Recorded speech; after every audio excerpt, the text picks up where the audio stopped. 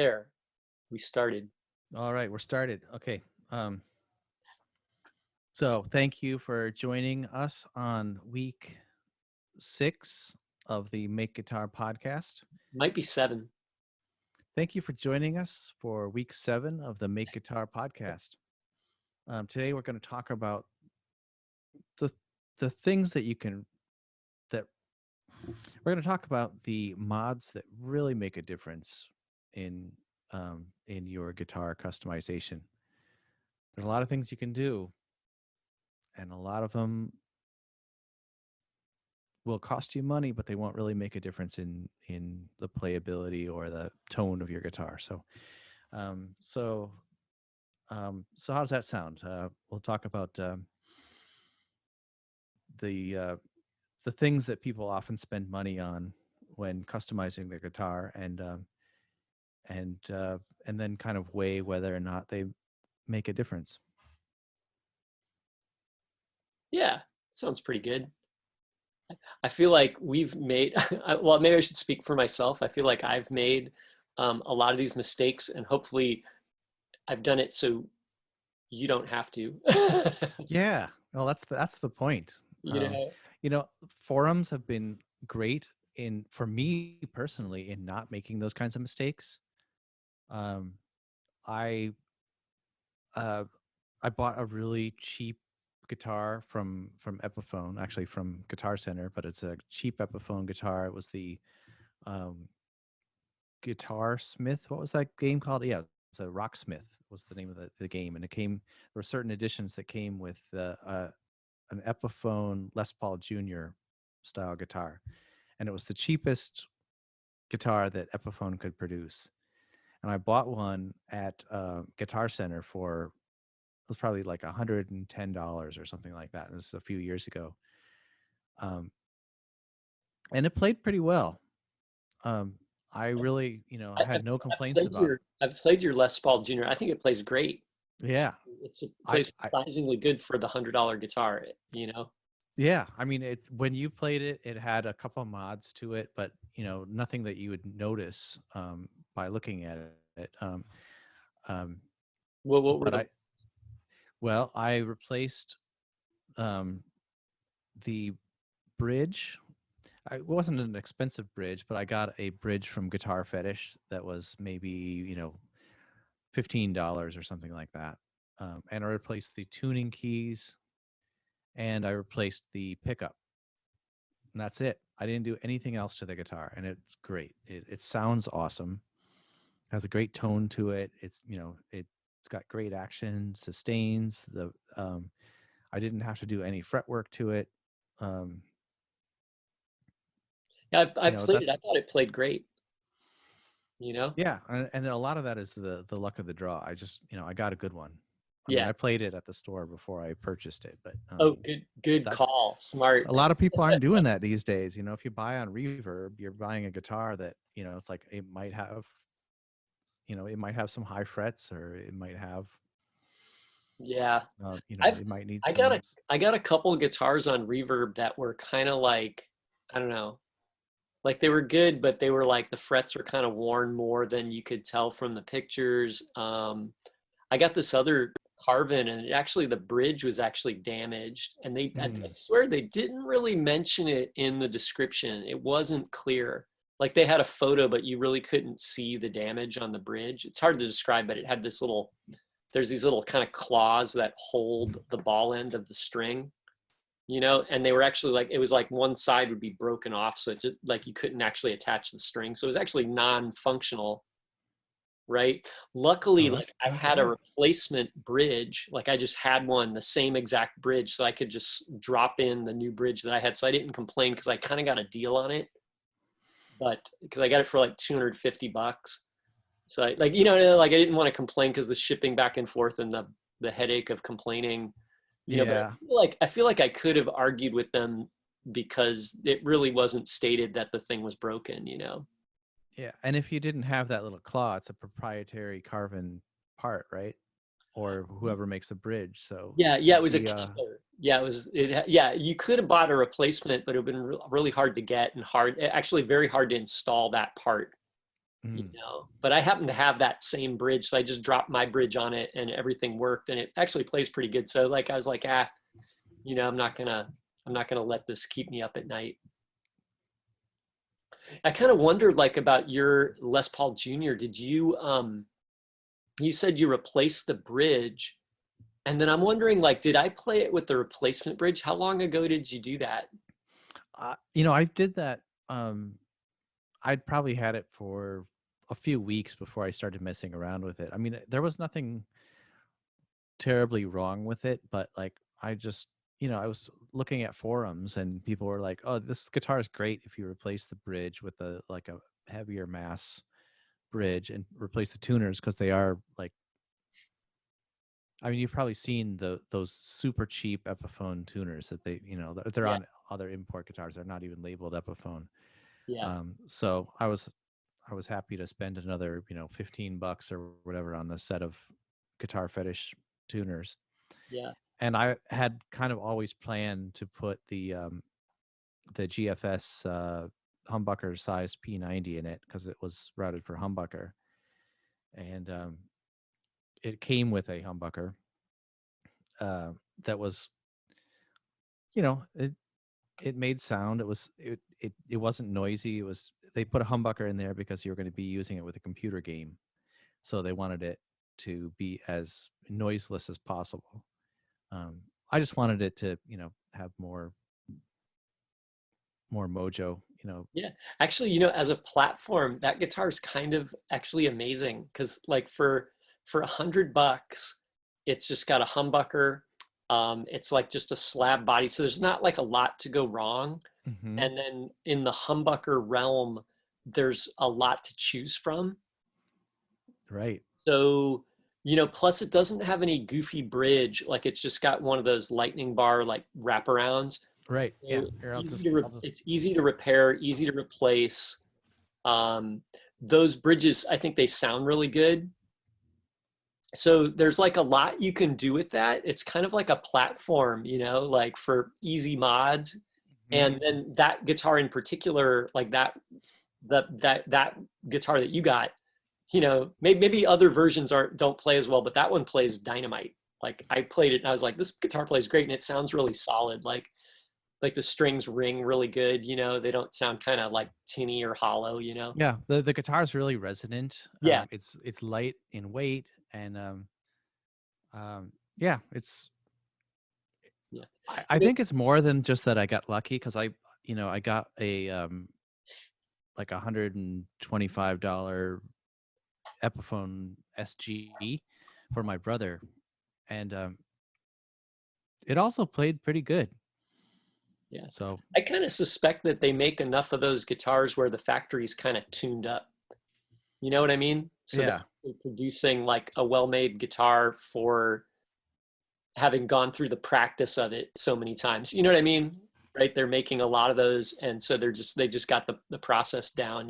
So they're leaving the factory in pretty good shape. yeah.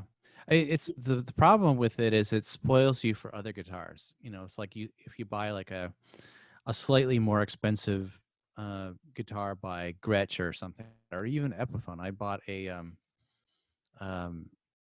one of those little hollow body, just the neck and body. It's sort of like a 335 shape, but it was a smaller body, and I was a little disappointed. It probably needed some fret work, and actually, I think we did. We messed around with it a little bit. Hmm. Um, Not Yeah, sure you remember that. speaking of the tuners too, what that reminds me of is like way back when in the early 80s, hmm like I bought my first electric guitar and it was a Memphis, like it was like a Gibson Les Paul Jr. double cut, like a DC one. Um, and the first thing I replaced was it was either the pickup or the tuners, right? And but I remember replacing the tuners was one of the first things because the little like the button, it looks silver, but it was actually plastic with chrome on it. Okay. And I remember twisting it off. It just twisted right off, like the plastic just like just broke. Like I just twisted the button right off the end of the tuner, you know? That's terrible. Yeah, well, it was just cheap quality. I think Hmm. nowadays the parts are better. Like I think back then the parts were cheaper, you know, they weren't as well made, you Right. know? I kind of wish I wasn't stupid like I was when I was a child, because I like like when I was a kid, like when I was like 14 or something, you know, like, you know, I just take stuff apart and like, you know, not put it back together again. Like I could have still, that guitar still would be around because it would be like kind of a good piece to look at, you know, and compare and, you know, kind of examine, you know, but I took the whole thing apart and put it back together and took it apart again, never got it, you know, never really.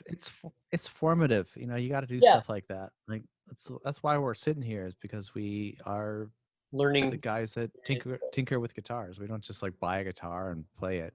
You got to mess with it.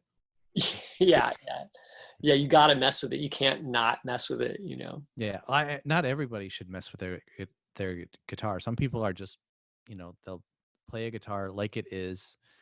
Um, if it has high action, they'll just play it that way. Um, Yeah, and that's just like a high I action remember guitar. that Memphis. I wanted to repaint it, so I sanded all the paint off. It was white, Mm-hmm. but then it was all like plywood underneath, but it had like a thick layer of like sanding sealer on or something on it, so you couldn't really get to the wood, Mm-hmm. you know. So that's kind of where I left off on that. But you know, I was like probably like 15 by the time that happened, and so like, you know, I was not capable. Like I didn't have tools, you know. It was just like I took Yeah. sandpaper, you know. No, I know what you mean. I cracked my 66 Mustang in half while I was trying to chisel out for a humbucker. Yeah. Um, I mean, it didn't break in half, but it was, you know, internal cracks. Um, I know, it's just like, you know, you'd think like 40 years later, you know, nobody told me like, you know, in 40 years, you're going to want to look at this, just save it, yeah, put it yeah. away. Or you could You sell know? this for, you know, like a couple $1,000 or something. Yeah. Yeah. You know, nobody told me that, you know. Oh, well. Um, anyway.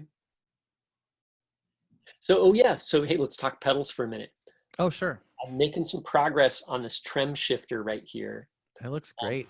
I think it's looking okay. You know what would have been better is if I had moved these pots on the outside, if I had moved them inboard just a tiny bit, about an eighth of an inch, so they line up with the switch, like these two switches. Mm, Like if you drew a okay. line here, it would look a little better. And then if I brought the logo in the same eighth of an inch, it would have been better. But otherwise, this looks pretty. I'm okay with this. Yeah, you know, the first uh critique of it, I would not, that wouldn't bother me at all. Like I think that once you put knobs on it, you won't even think about it anymore. Yeah, I think it's going to be okay. Yeah. You know, I just like now that I critique it, if I just brought it in a little bit, but then it's like if I could still do that, but then I'd have to throw this box away, and then I'm like Right. kind of like I don't like to waste stuff, so like Right. I'm No, saving the box. it So I looks got really it. great. I love how the text is shiny silver because you milled it through the paint. Yeah, actually, it looks all right. You know, the other thing I could have done is I could have marked like put a little mark, like three marks underneath this switch because it has three positions. So there's like center and then left and right. You know, it's kind of center off, but it's actually got three caps that set a different range for the filter. So it would have Mm-hmm. been cool. Maybe just like three dots or something like one, Right. two, and three, you know? So that would have been good. So there's a couple small things. I got to buy some knobs and then I got to wire up the interior and then plug in some op amps and some LED LDRs combos for the filter and tremolo. But anyway, I got the switches here. I think it's a little weird to like we kind of talked about this before, but I'm gonna have like the switches will have an LED on them, Mm-hmm. and this one will be for the filter, right? But then this LED right here is for the tremolo, but it doesn't have a switch on it, you know? Mm-hmm. Um, it's a little odd. Yeah, it's not perfect, but I think it's going to be okay. I only had these. I wanted to use up some parts that I had, so I these pots right here have these ridged or knurled, kind of like, I don't know if you can see that there, but they're kind of like got those ridges, you know? Are those split shaft? Yeah, they are. Yeah. And so I had the rights. I could order new parts, but I was like, I want to. I'll just use up what I have. So, Mm-hmm. so I'm kind of going to use those. You can. So I think it'll be okay. I'm going to get some. I'm not going to get the press on knobs. I'm going to get knobs with the set screw, right? But I think it'll still work with these, you know. So anyway, so Yeah, I got that mostly assembled. looks great. Make some progress there, you know. I put some pedals on Let's Trade pedals, and I got a couple conversations going about trading a couple pedals. So we'll see what happens there, you know. Excellent. You're getting some more of your pedals out in the world. Yeah, well, they're not really mine; they're just clones. But I, you know, if I make one and then I can get it to pay for itself, then that's kind of good. Or if I can make like I made 3 copies, and if I keep one, that leaves me with 2, right? I can trade them for something that I don't have, and then I don't have to buy it, right? So, Right. you know, so hopefully that'll come through, you know. I got to curate my and kind of tend my Reddit post, right? You know, Your Reddit post about the pedals. yeah, yeah. I think if I kind of like, you know, bump it or give it an upvote every so often, then it stays relevant. Otherwise, it gets pushed way to the bottom of Reddit, and then people don't Oh, see it, you right. know. This is the Let's Trade subreddit or something. Yeah, yeah. It's like r/ Let's Trade Pedals, you know. All right. So yeah, if you're watching this, go to r/Let's Trade pedals. Let's trade, right? Yeah, I was trying to think of some stuff that I wanted, you know, so I listed a few pedals there, but my I don't really need anything. I don't know, but then there's some things I'd like to try, and then but some of the ones I want to try are kind of esoteric, you know, so they're not like a lot of stuff to trade. I kind of put some Boss pedals on there too. You know, Boss made this thing called an FZ1. Hmm. Or actually, what was it? It's actually there's a few of them. There's an FZ1, 2, 3. I don't know if there's a 4, but there's a 5. You know, and it's there's a few versions. Like one version is like CMOS, so it has like some kind of digital computer chip in there that makes the sound, and that's not a good one to have. I kind of want the earlier one. So what is this? Is it a phaser? No, it's like a fuzz pedal. Oh, okay. FZ for fuzz. Yeah, it's yeah, Yeah. exactly. It's kind of like an octave fuzz. I think actually Dan has one, Oh, okay. you know. I don't know if he's got the CMOS one. I think he's got the other one, you know. So anyway, I was gonna try and get one, you know. I could build one, I suppose, but I thought I'd try and trade for one, you know. Yeah, why not? Yeah, you know, I thought I might trade for some other things too. I just listed some stuff there that I was looking for. And then I also said, hey, I'm willing to take cash. Might Mm-hmm. as well just throw that out there. You Yeah, know? trading for cash. Yeah. It's You trading. know? I think it's okay to be able to turn your cash into stuff because you work or you do other things for the money, and then you can kind of money's a great way to convert one thing into another, you know? Right. Yeah, I don't know. I think the temptation to turn cash into, like paying your bills or something like that is, it's kind of a bad thing to do. Like if you sell a guitar and then you buy, groceries or something like that. I mean, yeah, if you need groceries, then by all means buy groceries. But I always kind of think like if I if I made this money playing music or selling music gear or something like that, it's got to go back into the music. Oh yeah, that's really good. I kind of thought the same thing. So like every time I build a pedal, like I usually build 2 or 3 Hmm. because it's a little bit it's more work, but it's not a lot more work to build 2 or 3 at the same time. You know, plus like if you build one and something goes wrong, you can build the second or the third one and debug or check it against the first one to figure out what you did wrong, you know? Oh yeah, yeah, So for that's those practical reasons. But I think that also it's kind of a generous thing. Like, oh, I'm just making this, so I'll make one for somebody else. and then you trade them for Yeah. something that they don't maybe want anymore. Yeah. Yeah. I've given a few away and I've traded a few. I've sold a couple on Reverb, not a lot though, just a couple, I traded, I swapped a bunch at the swap meet, but we're probably not doing that for a while. So Yeah, I'm not going to do the swap meet for probably another year or two. Right. You know, only virtual. yeah, you know, So speaking of Reverb, what are you watching anything on Reverb right now? I haven't been looking at any guitars, but I was checking out some Euro rack equipment and some guitar pedals.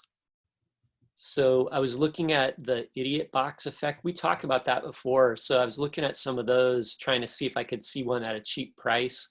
But I put that down as one of my trade pedals. So if I could trade for that, that would be great. And then there's another company, these guys, they've been around actually for a long time. They're called Last Gasp Labs, and they're from Japan. So like a lot of the copy that they have in descriptions for their pedals are a little off, like in the translation to English, right? They're like septic fuzz creates toxic septic shit sound or whatever, it's just like makes your guitar sound like a septic tank or what, like toilet water or like, they'll translate really weird, but they make really interesting stuff. They make like a few things that are really kind of kooky and out there, and so I thought like, not like I'm really interested particularly in the sound, but I haven't also heard the sound. So I thought like, maybe I'd try and trade, or if I saw a pedal at a good price, like I'd buy one of those just to add it to my collection and see what they're about. Mhm. It'd It's be one thing cool to demo, get them and make demos, because if the guys who make them don't have demos, it's an opportunity to, you know, yeah. Yeah, yeah, that's totally possible, right? And plus, like, you never know, you might find something that has an interesting sound and you're like, hey, I'm gonna play that, right? So yeah. that's, I put that on my list. I could probably list a whole bunch of things. There's these other guys called Stone Deaf FX, right? And they make a thing called a PDF and a PDF2, and it's kind of like a fuzz box or a distortion pedal with like a parametric EQ in it. Hmm. And so I was kind of interested in that. And they actually make a whole bunch of pedals that are really fairly interesting. I like the construction of them too. They have this kind of custom box they use. I kind of wonder where they get those boxes. Hmm. I'll have to check it out. Yeah. Yeah, you should check them out. They make Stone like deaf. a cool tremolo and a cool delay pedal and then a few kind of fuzz and distortions, but I was kind of interested in their PDF pedal. So I put that down on my trade list in case somebody wanted to trade one of those. Right. Yeah, trading it's like the mechanics of it aren't really supported in the world as much as they should be, but it's such a great way to interact with gear. Like the Trogley Trade Tuesdays or whatever. Like, um, he used to be able to do that on Reverb, and now I don't know. I think he has to use his own website or something to. Oh yeah, I that was kind of funny you should say, because I think he put that in like the description, like, oh, I'm also open to trade, but then Reverb kind of put the kibosh on it. They're like, hey, that's not allowed. Like Mhm. they put a clause in their user agreement or something. Is it because they can't get money from it if it's a trade or something? Yeah, hell yeah. Plus, like it's probably like a liability thing too. Like they're worried like someone is going to say like, I traded with someone on but I made the trade on Reverb, and so like somehow you're partially responsible. Sure. And I think that they could probably argue that they're not responsible, but they don't want to take a chance, and it might lead to bad press, and then they lose a sale too. So Right. like it's kind of like they don't see any upside in any of it. Yeah. Yeah. I'm not really. Um, I've kind of lost interest in dealing with Reverb. Like, I don't want to buy anything and then have to sell it on Reverb because of my personal experience um, on Reverb. I mean, some of it's my own stupidity. Like, you need to know how to cover your ass if you sell something on Reverb. But I think it's kind of inherent in the platform too. Yeah, and they take a pretty good cut. Like the cut is Yeah. pretty large. I noticed too that like I sold a couple things on Reverb and I had about like three or four, $500 like on Reverb bucks, right? But then you have to you have to, they don't just give it to you and put it in your bank. You actually have to say, move this to Hmm. my bank account. So the money sat there for a while. And then I saw something I wanted to buy and I couldn't buy it directly on Reverb with the Reverb bucks. I had to move the money to my bank account, then buy the thing, which I thought was kind of lame. I thought, Yeah, that seems silly. Like, yeah, yeah, I wish I could have just said, okay, like, hey, why don't we just do a transfer here? But that's probably also like some liability, like it costs them, like they'd probably have to pay some fee on that to the government. I don't know what their deal is. I mean, don't only get down on Reverb because I think Reverb is pretty amazing. Like I like it better than eBay. yeah, I mean, it's where all the gear is, Yeah, and it's also completely dedicated to musicians, so that's a good thing. yeah. But Yeah, yeah, I think it's pretty good. I think like it's like a lot of things. Like it's been kind of taken over by the big business people. So hmm like the people that can like that have a big enough, you know, stock or a big enough kind of business running, like Reverb is a good outlet for them. But for individuals like us, it's like not that great right. or not as good as it could be. It could be better, you know, for us, hmm you know. Yeah, I mean, I like Etsy also. I think Etsy is kind of like a, it's a way of of people getting their stuff out to the world. Like if you make sock puppets or something like that, how else are you going to sell millions of them? Yeah. Yeah. Etsy is another one of those ones. Like I think Etsy's kind of cool, but also I think that they've also kind of been inundated with like big business. So like, Well, they bought Reverb. whoa, did they buy Reverb? They bought Wow. Reverb, yeah. Huh, I So didn't know that's that. why they have exactly the same, like fee structure now as Etsy. Oh, makes sense. I think actually maybe I read something about that a few months back or last year or something.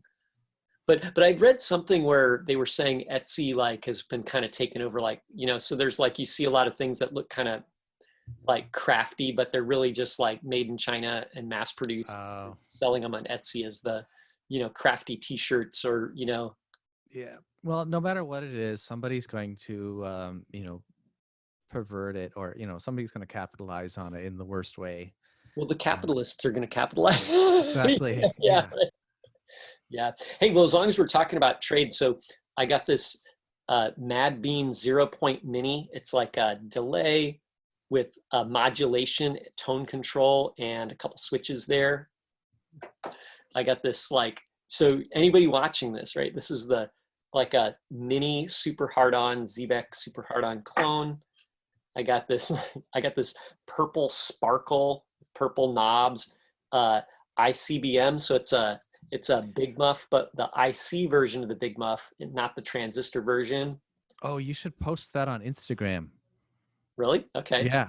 Brian Nutter has a purple Astro Captain that's all purple with a purple pickguard. He just posted it like last week. Oh, dude, I'll put that on there. That's a great idea. I Yeah. got this Haunting Mids fuzz in like nuclear orange. And then I have these two, though I got a couple offers so far. People want to trade for the Algal Doom. And then I got an Algal Bloom. So I got one each of these guys left, right?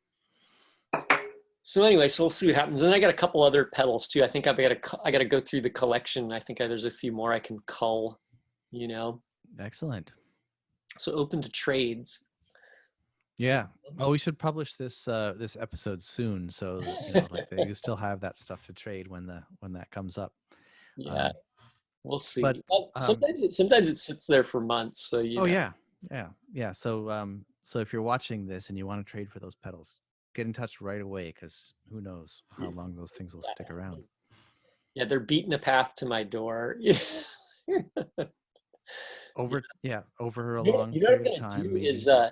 I don't know why, but yesterday I got on the internet and I spent like $100, maybe 80, I forget, but I bought like 3 circuit boards to build. There's um Earthquaker devices. They came out with this life pedal. It was kind of like for Sun O, you know, the band. They I kind of don't made a know them. signature pedal for them. and they sell it, but then like Pedal PCB makes like a kind of a clone of it. So I bought 3 Life clones, you know, and it uses this little rotary switch. So I bought 3 of the switches. So it was like, I think it was like the circuit boards were like 18 bucks each, and and the the switches were $2 each. It was like 20 bucks. So it was 60 bucks, I guess, for 3 of them. So anyway, I'm going to build 3 of those, and then maybe I'll post a couple for sale, and I'll keep one. It's Cool. it's kind of like a green ringer or a Fender blender. It's like an octave pedal and a rat, like the Proco rat distortion, like in the same pedal, with like a blend control for the octave sound. And then it's got some other little Interesting. options, but basically it's like they kludge those 2 circuits together, you know? Um, so I'm going to build a couple of those. I used to have a rat when I was in high school. So I actually, for some reason, the rat never appealed to me like later in life. When I was in high school, I was like, I'm rocking the rat. But nowadays I kind of don't, I kind of just shrug. I'd rather play the big muff, you Hmm. know? But anyway, so I thought I'd build a couple of these with the octave sound on it. I don't really have too many octave pedals, so I thought I'd do one. It might be coming back. I think Boss just reissued that's like what it used to be, the OC3 or something like that, or it's gone through all the numbers, but now it's like the OC5. I'm Oh, is that the brown one? Yeah. Yeah, you Yeah. know what? I have one of those. Oh, So really? The OC3? I think it's an OC4 actually, maybe. Okay. It's kind of a newer one. It's a few years old, but maybe like 5 years old. But somewhere I have it. Actually, Karen bought it, and then she stopped playing guitar and started playing the drums, and so I kind of inherited her pedals. Like she wasn't using They them, so I came was like, back. "Hey, honey, can I use these?" We should do an octave pedal. We should do like, what we should do is pedal demo days, because I got a bunch Yes. of goofy pedals, right? And I got a whole bunch of ring modulators, which would be really fun to demo, and because they're Hmm. just totally like not playable, Not it's musical. like so obnoxious, but they're interesting. And the octave, the ring modulators, all like I have a bunch of different kinds of ring modulators. So like for some reason, like I got it in my head, like I should have ring modulators, and so every time I see a weird ring modulator, I buy it. So I got like 4 or maybe more ring modulators, and then I have a few octaves. So I got the Boss octave. I got this other thing. It's a Rocktron Purple Haze, which has got an octave in it, and then I have another octave up pedal. You know, so I maybe got 3 octave pedals, right? So I don't know. That could be like another cool demo. And if I Yeah. build the life pedal, it'll be a 4th octave. Yeah. Well, I'm not surprised that you're the ring modulator guy. I Yeah, know you have the ring modulators, but I yeah, got a few. a demo would be cool, like a sort of a ring modulator shootout. Yeah, yeah, we should totally do that. We got to totally do that. I got to set it up. I got to set it up with the camera so we can view it. Look for some space over here to do it. Yeah, I have to redo my demo area. You can kind of see it there. That's it's not a lot of space. Oh yeah, actually I like yours. You got a good space. I kind of wanted to get like a little rug. Like if Oh, I a little just had rug, a yeah. rug, I could just lay it out and put the pedals on it, and that would be like photogenic. Hmm. Yeah. Well, I was actually trying to buy some Velcro the other day so I could start building my pedal board, but um I couldn't find it in the hardware store. Um Oh, dude, that's another one we should do is the pedal board demo. yeah. Because I got my mini pedal board all set up. I Oh, got to cool. tinker with it to tune it up a little bit, but we should do that. We should make pedal boards and we can talk about the pedal boards. Yeah. Let's do that. Let's plan that. So we got pedal boards, ring modulators, octave pedals. You know. Cool. Yeah. I'm going to do a build video of the pedal board. Oh, okay. Yeah, I get some weird ideas for the pedal board. You know, I had this idea. I was on this conversation on DIY stomp boxes, and someone asked about powering their pedal board with a battery, Hmm. right? And there's a Interesting. couple companies that sell like a guitar pedal, like battery pack thing, but they're super expensive. But recently, like a few months ago, maybe like 6 months ago, I bought like a laptop battery, right? It's just like a little flat battery. I have it somewhere around here. Actually, I don't Yeah. know it, but I bought the thing and I bought it to power the The Euro Euro rack, rack box. Yeah. right? And it actually works because it's got a setting on it so you can it can output like USB 5 volts. It can output 9 volts, 12, and 16. Like you can set it. And it was like maybe $80, 85, maybe 75, $85, something like that.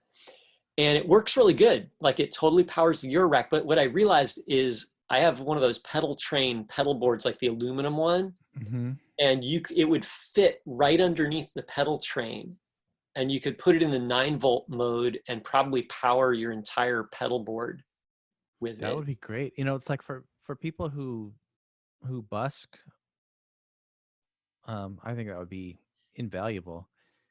I mean, you don't see that many people busking with the pedal boards at all, and that's probably the main reason. Yeah, maybe. Actually, you could probably power, like if you had like a little speaker and you made a Ruby, like Ruby is a little amplifier, right? It's built on the LM386. It's like kind of a classic DIY project, and you can basically plug it into like your like any speaker cabinet, and it'll be loud enough to get you kicked out of your apartment. Oh, great. Right? It's not super loud. It goes up to it's like a half watt or a watt. I think that the Hmm. the LM386. There's a couple versions of the chip, and the one version goes up to like a 1 watt output. But the usual ones you get are, I think they're like a half a watt, but they're still pretty loud. So you could busk with that, and you could just run that off a 9 volt. So you could run it off your battery pack and your pedal board. Sure. Yeah. I mean, that little amp right there, that runs off of like six double A's. So, and Oh, it's pretty loud. yeah. Actually, you know what we should do is we should busk with the Euro rack. That would be cool. Yeah. That would be funny. Nobody's doing that, man. I know. I mean, there there is a sort of a ragtag band that forms up at Fifth and Market Street. Oh yeah, yeah. Um, and yeah, somebody brings a drum set down there, and there's a guy playing the guitar.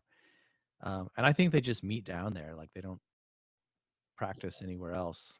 Yeah, when I was young, when I went to college and I just had moved up to San Francisco, like I didn't know the city very well. I would hang out at Fifth and Market a lot. I'd just walk around the city and I'd go down there and people would be always playing music. And it was kind of cool. You could just watch. And there was a guy, this guy, Michael J. Hopper, Hmm. or Harper, maybe, Michael J. Harper. And he would just play all the classic rock songs. And you could just ask him to play a song and he'd play it. Like just about anything you could think of just with acoustic guitar. And he was great. I kind of always wonder what happened to him. And I think I read somewhere that he was like actually it was in a car accident and, kind of had some like, I don't know, some health issues after that. Oh, that's too bad. But he was always great. I always like watching that guy because he was always down there. He was always in a good mood. He'd play like any song. You could just request anything and he'd play it. That's cool. I mean, the guys that are down there nowadays, I think they might just play along with the boombox. The other day, the guy was playing "Careless Whisper," but he was playing the guitar part or the saxophone part on the guitar. Oh, funny. Yeah. Nice. Yeah. So anyway, yeah, you could power it all with the battery, and I think like for the $80, that's cheaper than any of the like guitar specific battery packs. I think. So it's not a Yeah, bad. I don't that's think pretty that's a good. bad deal. Um, and like I said, I powered the whole Euro rack thing with the battery, and it doesn't seem to phase it. So like I'm sure it would run your pedal board and like a small amp, like a nine Hmm. volt amp. So anyway, That's cool. Yeah, I should look into that yeah. for You know, my. you know, the conversation on DIY stomp boxes around this was somebody was asking, does someone make a battery pack, right? And then the conversation basically was like, well, not really, because it's maybe not useful, because, you know, if you have a plug, like an outlet available to power your amp, you got power for your pedal board. And you know that makes a lot of sense, right? So this, you know, you could just use your one spot and power your thing. But I'd make like this argument, like that's convenience and it would work well and be easier and cheaper. Mm-hmm. But on the pro side of using the battery pack, like one, you wouldn't have to run another cord. Like remember when we played that gig and the guy kept kicking my cord out? Like that wouldn't happen. Remember that guy, the painter? Yeah. Oh, that's right. Yes. Yeah. Yeah, so there's a painter was on stage painting and he kept like walking around, he'd like kick the cord out. So like, so He's that like was really he's annoying. dancing That to the that wouldn't music. happen. Right. And then the other thing is like the one spot has like a very serious like spike. Like it's like you can measure, like I've measured it on the the oscilloscope, you know, you can just see like a very serious triangle wave coming out of the one spot, where the battery would just be smooth, flat line of power, you know. So Mm-hmm. like if you ever have, Right. though to be honest, I don't really have noise issues with the one spot, or not that I've noticed. Oh, I'm pretty sure I do. I mean, I have dirty power, like both here and at my practice space. So I think I would notice a difference running off of battery. Um, Yeah, I guess the although I really cons should would try it. be, yeah, I guess that, so the pros would be, you get like clean power, you wouldn't have to have an extra cable, right? Mm-hmm. Because you could just strap the thing, you just put your board down, plug in, and you'd be good to go. The cons would be that it costs $80, you know, and you'd have to You you'd have have to to make charge sure it. you unplugged it or turned it off, you know, Yeah. after you're done, because if you forgot it on all night, it'd drain the battery, you know. Right. But I could see that being useful even at like Tupelo where we play every week. It's like there's always like we have a difficult time finding enough um, plugs on this power strips that we bring for all of the weird orientations of plugs that you sometimes have. Oh yeah, yeah, yeah. Because the thing, like, it's like horizontal or vertical, and it's covering another outlet, and you're like, I need that other outlet, you know. Right. Or you're putting it in, but then it would cover the switch, and then you're like, you know, don't step on that. It's going to turn it off, turn the whole power strip off, you know.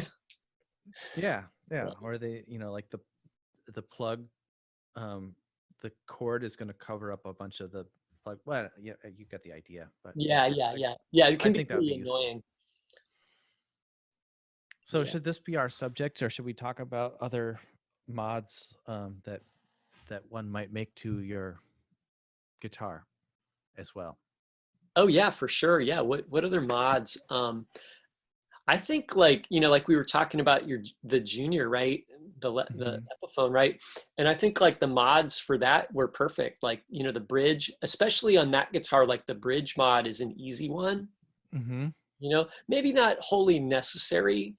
I think the other mod, like the tuners, are like that's a great one, because like if you have cheap tuners, like sometimes it doesn't stay in tune, or they break, or it's hard to get in tune, because I don't know if you've ever Yep. used cheap tuners and you get to a spot on the little gear where it's a little iffy, you know, and you're Yeah. like, I got to go a Yeah. It little bit feels like the forward, but it worm gear needs to, isn't. It's yeah, like binding or something like that. yeah, yeah. So like, you know, if you bought a pair of nice tuners, you're just gonna tune them up, you know. And then the other thing, the pickup, right? Hmm. Like, you know, I don't think you have to do anything else, right? You know, just the pickup, the strings, maybe the tuners, you know. Well, strings is a big one. I think that a lot of times people neglect the importance of strings. We might have talked about that a little bit last week, but like strings affect your tone. Um, or the timbre, whatever, depending on how you see that argument. But uh, like you directly interact with the strings. I've definitely played strings that I didn't like. I didn't like the feel of them. Um, I won't name any names, but yeah, strings make a difference. Yeah, I Uh, think the gauge of the string too, like, can hmm affect like the sound and affect like how it feels to play. So like a lot of times beginners are like, "Ow, these metal strings hurt my fingers," right? So lighter gauge string is maybe easier to get into the instrument, hmm right? I don't think we sort Absolutely. there's some conversation about heavy gauge versus light gauge strings on the interwebs, and I think like there's this, you know, I'm going to put it in quotes, like common wisdom that like heavier gauge strings gives you better tone, but then I think that that's been kind of debunked in a couple places, you know, Yeah. and I not. also think that better it requires a definition. Like to Oh yeah. me, I don't really like the sound of heavy gauge strings for me. I mean, somebody else might be fine with them, but for me, they sound kind of dull and kind of boomy. Hmm. Yeah. I actually, for like, when I was younger, I would always play like nines. And then I remember like when I was trying to learn to play more and I was playing more, I was like, I'm gonna build up my hand strength by putting heavier gauge strings on. And I think I worked my way up to 11s, Hmm. you know? But I don't ever remember anyone saying anything about tone, you know? And then nowadays, like, people are like, well, Stevie Ray Vaughan used 13s or acoustic guitar strings on his electric guitar. But I don't think that they make a real, I don't know, like I don't really think that it's so much super heavy strings made his sound. They had an effect, but I think like there was a lot of other factors there. I think it's You know? because he tuned down low, and that was the reason that he Yeah, used the maybe, heavy yeah. strings. I had this Chiquita guitar. It was the little Mhm. yellow, you know, Yeah. uh, tiny guitar, 21 inches long. It had one big humbucker on it, and it came with, I think, 13s on it because it was so little that you needed to get the right tension, you needed heavier strings. I probably could have put 12s on it and been fine with it. Huh. But Weird. it sounded like a full size guitar. It definitely sounded like a rock monster. Oh, funny. Um, Yeah. I mean, I think I've read where people play like, like like what was it, like Billy Gibbons plays like sevens or something. yes, right. Sevens or eights, like eights are like heavy gauge for him. I'd actually kind of like to try those. The only thing that I don't like about that is I worry like I break them too often, though I never break strings nowadays. No, I think it's the opposite. I think what I've heard people say, because I've seen several video demos of people doing the Billy Gibbons challenge, that you never break strings because they're so flexible Oh, huh. that there's just not as much tension on them, and that you just rip. Um, it's it's almost more difficult to kind of stop them ringing out than it is to just get them going. Like you can just rip on them because they're so Oh, light. huh. Um, I gotta give but I gotta give them a try one day just for fun. yeah, I'd like to. I I feel tried eights once, and I found that there was a difference. Like there was a different sound. Yeah, I think for people like if you're just getting into this and you're like, hey, I want to mod my guitar, I want to hear how it sounds, like it's kind of seems more attractive to like change the pickup or like do these major changes, but actually like just changing the strings can be a big change, right? The sound, the tone, and the like just the feel of how it plays without, and that's like it's such an easy change to do and cheap. Right. Yeah. Bucks for some strings, or less. So Yeah. I'd like to give the sevens a try, Yeah, I would too. Yeah, Interesting. I was, as you were saying that, I was remembering a friend of mine telling me that he had a Telecaster years ago, and he was trying to get the twang out of it. So he's like, "Well, I'll get different pickups," and he just, no matter what he did, I think he even got some of those hot rails or something like that. Like some kind of humbucking pickup, and he he said, "Well, it's a Telecaster. It's always going to have that twang, but there's got to be um, more involved. Like if you changed the strings, or if Yeah. you top mounted the strings and didn't have them go through the body or whatever. Oh There's yeah, yeah. different things that you can do. Change the bridge.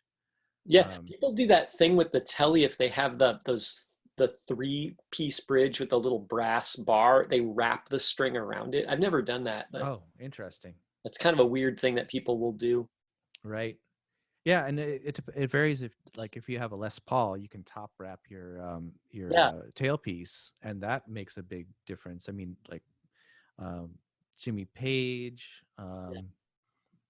Oh, I forgot. There's a huge list of like the biggest Les Paul players ever I've tried are that. top rappers. I've tried that. I don't know that I felt like that much difference, but I did try it. I didn't have a problem with it either.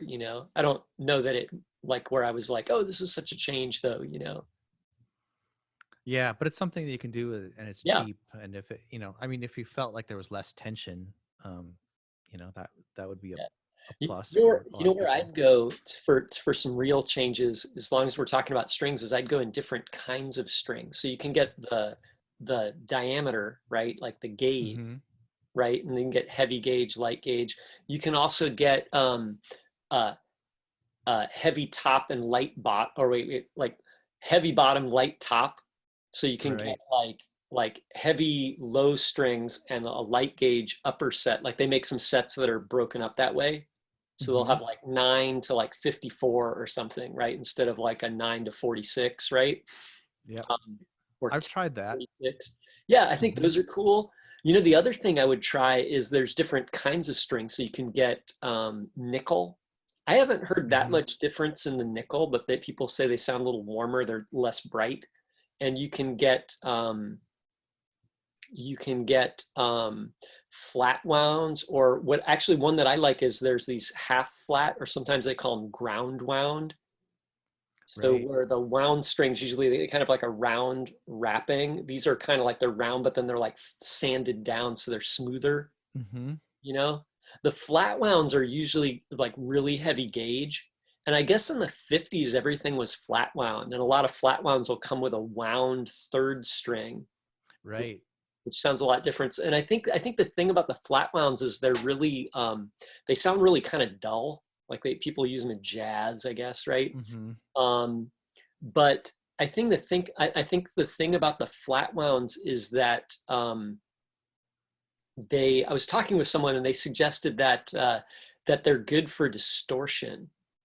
So if you have a distortion pedal and you're getting a lot of bright overtones from your strings, that actually adds like a lot of like inharmonic kind of like overtones in the distortion, right? But if you take some of that out, so if you go into this distortion with less harmonics, then you get less of these overtones coming out of the distortion pedal, right? So I've kind of tried. That's why I like the half flats, because they're not as heavy as the flat wound, but they don't sound as bright. But I think Hmm. they sound good with the fuzz pedal. Yeah, that's a good concept. Yeah, but I mean, like the thing is, like what's cool about this is like strings are only like $5 to $10, so like you can spend very little money, and you have to have strings anyway, Right. right? And then you can just keep playing for cheap and like see, until you kind of get your guitar where it feels good to your hand by choosing the string, and you get a different sound out of it. From Right. from there, maybe change the pickup, and then like from there, I think you get a pretty wide range of sounds, Right. for Yeah, but I think people put a lot of expectations on a pickup change. Like, oh, this pickup is gonna, it's gonna have the mojo. It's gonna make this guitar sound amazing. I mean, uh, I I don't see what's missing when I, like on those $25 guitar fetish pickups. I don't see what could be better about it. Like to me, those mean 90s sound really good. Yeah. Or the Yeah. P90s that I got for another guitar. Like I'm just like I'm perfectly content with those. I don't think that Yeah. you need to spend hundreds of dollars on a boutique pickup in a wooden box. Yeah. And even if you do, I think like the difference is like it's not like this. It's like, you know, Hmm. it's like like such a small slice. I think a lot of times I can't even really. hear a difference. I can hear a difference usually in a pickup, but it's not like massive, you know? Right. Not like all of a sudden I'm a better player, right? Right. You know what I And mean? if you're getting like if you're let's say you've got a Strat and you're replacing a Strat pickup with another Strat pickup, the bobbin is the same shape, the magnets are the same dimension. They, there are different materials. You can get ceramic or uh, uh, brain part. Um, what Oh, is like the the Alnico. Alnico? Yeah, yeah. Those are those are pretty much the choices. And then there's the number of wines. I think we talked about this last week too, but like the expectations that people have about how much changing pickups is going to affect their tone, I think is frequently unrealistic. Oh yeah, yeah. I mean, I think I can hear a difference in pickups from the pickups I've swapped out, but I don't like again, I'll just say like it doesn't make like no pickup change has made me a better player. That Yeah. is true. Yeah. I guess that's why I keep harping on the strings because I think like actually changing the strings out has helped me play if I got a set of strings that play better. Oh, I agree entirely. Yeah. Like heavy strings can be like really hard on your hand. Yeah. And if you're struggling to to play a chord, it's just holding you back, and it makes you less motivated to continue playing. Yeah. That's why, like this guitar, this the Epiphone Les Paul Jr. Um, gosh, I think it's the first guitar that I could ever really rip on, and I'd been I'd been like that was my main guitar for the longest time. That Gretsch hollow body with the flat frets on it, and I think it kind of has been holding me back. So yeah, uh, Yeah. I like lighter that strings, Epiphone. better That Epiphone action. plays good. Yeah, Yeah. So anyway, so that's what I'd recommend. Get some new strings. It's cheap. yeah. Get some new strings. Just it's like learn to set up your guitar or You, have your guitar set up. oh yeah, Um, yeah. There you go. Invest in a setup. That's there. That'll do a lot for you. That's actually kind of expensive though. You could spend $100. yeah, you can. Yeah, You know. So, you can but spend still, some that money. that would pay off for years to come. Mm-hmm. You know what I did a few years ago is I bought a bunch of strings because I just wanted to try a bunch. So like I bought like 10 or 12 or 15 packs.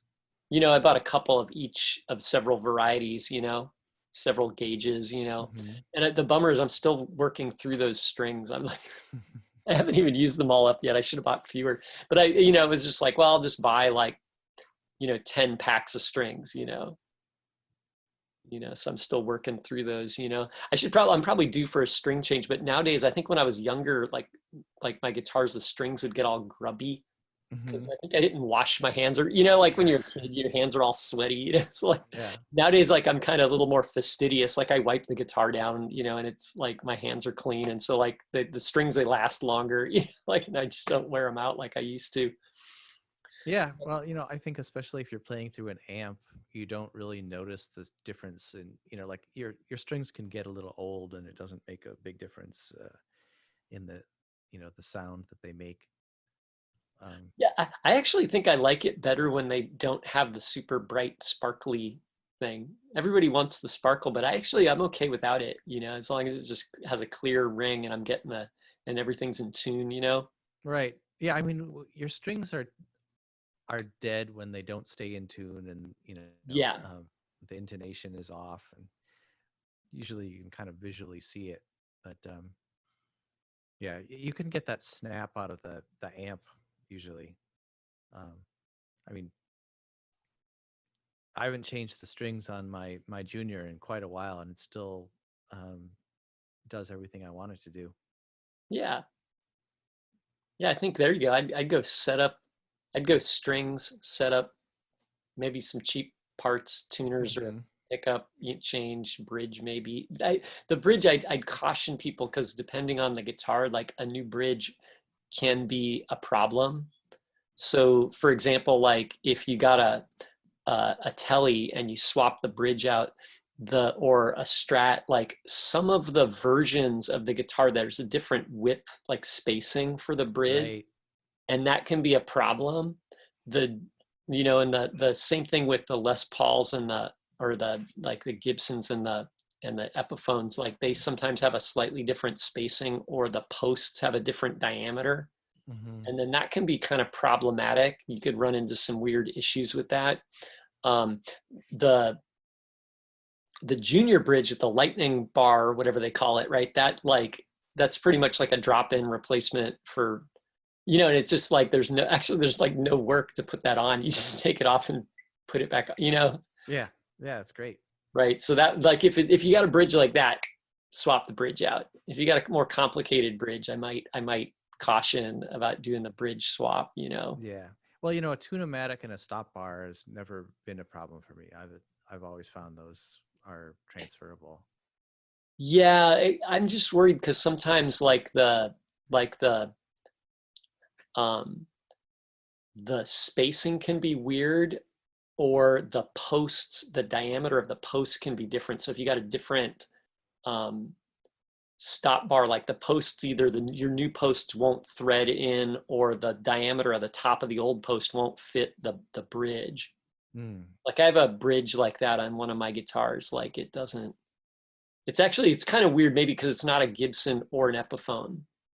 It's like a Dean, but it has a tune-o-matic, but the posts don't thread the regular tune-o-matic style, and the spacing is more like a Fender, Oh, like a wow. little bit wider. It's just kind of odd. So like the Gibson bridges are a little, like all the strings are a tiny bit closer together. And so it's just like a little weird. Mm-hmm. Um, Yeah, I guess you have to do your research. You have to yeah. either do your research or be prepared to like send things back if they don't work for you. Yeah. Yeah. If you send it to a shop, you got to pay them to do it. But if you sent it to a shop, they'd figure it all out. And I guess if you Right. stick with the Epiphone or the Gibson, and their parts, it's probably always going to be compatible, right? Right. Yeah, whereas I think Fender and Squier might have some incompatibilities like across like you I can't think you're right. Yeah. necessarily swap out the tremolo on a Squier Strat with a Fender bridge. Yeah. Yeah. And the same thing. Like I had a problem with a Telly like that. Like the spacing on the Telly bridges, like the newer and older ones are a little bit different. So anyway, Yeah, so you got anything else you want to talk about? um I mean that I think that pretty much covers the whole like modding your cheaper guitar thing. It's kind of been like a 2-week series. Um yeah, I think that pretty much covers that subject. Okay. Cool. Should we wrap up? What should we do in closing? Um yeah, I don't know. I don't really have any other, like subjects or comments. But if you're watching this video or listening to this as a podcast, um, put your comments in the comments section and like and subscribe Yeah, yeah, if you like this content and you want to see more of it. yeah. Or not. This could be our secret conversation. That right. This is just a conversation that we'd be having anyways, but we're Yeah. opening it up to our followers in case they want to hear Yeah. what we have to say. Yeah. We got to do the demo. We're going to do the weird pedals demo coming up. Right. Yeah, I was going to work on I was working on the Balkan drive today, and then my Oh, dad called. But yeah, I'm playing the Mustang through the Vulcan, nice. through the Vox AC10 back Dude, to I'm the. gonna build up. I'm gonna build up my Vulcan too. I'm almost done. I soldered the board. I just gotta build a box for it and then wire up the box. So we should do that, and then we can test that too. But then we Good. should Yeah. ring modulator day. Cool. Yeah, I'll Pedal send day. you. I'll send you my Vulcan. I don't have a ring modulator except for those that are built into my multi effects units, but I can collaborate on a Vulcan demo. I'll send you my footage. Okay. I have like an unboxing video, Yeah. and then a couple demos. One using my Jazzmaster shaped guitar, and then the Mustang. Yeah, let's do that.